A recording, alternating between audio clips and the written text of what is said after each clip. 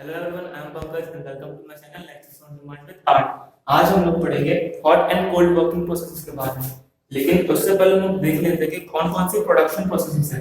तो जैसे कि आप देख सकते हैं, बेसिकली जो प्रोडक्शन प्रोसेसेस है वो चार टाइप के हैं। एक है हमारा कास्टिंग, दूसरा है मशीनिंग, तीसरा है जॉइनिंग और फिर है डिफॉर्मेशन। अब बात कर रहे हैं हम लोग कास्टिंग की।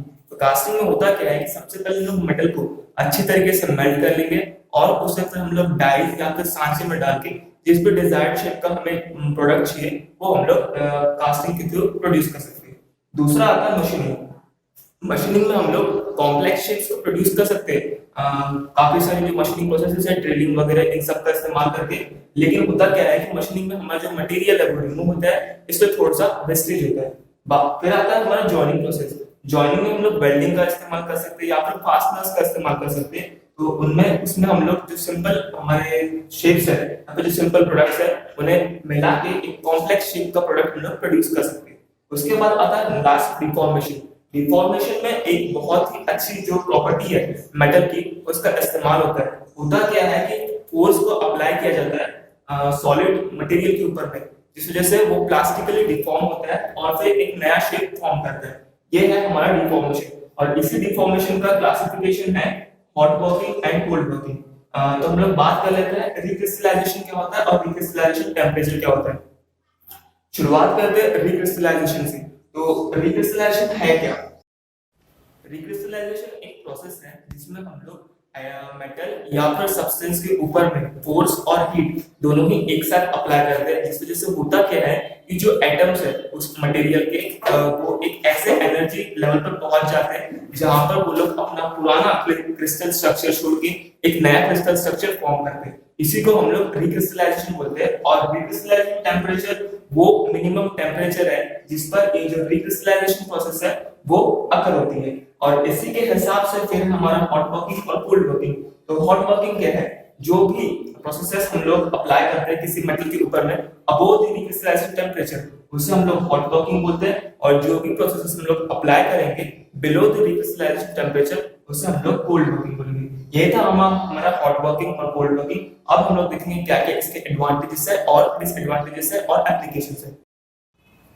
शुरुआत करते हैं हम लोग हॉट वर्किंग का मीनिंग, देन इसके advantages, disadvantages and applications. So hot working क्या है? हॉट वर्किंग प्लास्टिक डिफॉर्मेशन जो भी मेटल के अंदर में हम लोग करवाएंगे रिक्रिस्टलाइजेशन टेम्परेचर के ऊपर में, वो हो गया हॉट वर्किंग। अब हम लोग इसके देख लेते हैं क्या क्या एडवांटेजेस है। पहला एडवांटेज बोलते हैं कि ऐसा फोर्स रिक्वायर, जो भी हम लोग फोर्स रिक्वायर करेंगे मशीनिंग में वो हमें कम लगेगा हॉट वर्किंग में। दूसरा कि जो भी हमें डक्टिलिटी अवेलेबल होगी वो काफी ज्यादा होगी।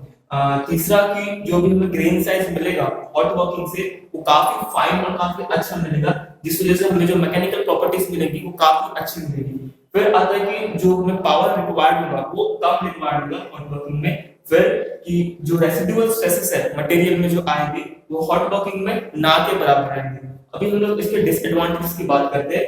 तो इसमें हमें हीट एनर्जी रिक्वायर होता है, ये एक डिसएडवांटेज है।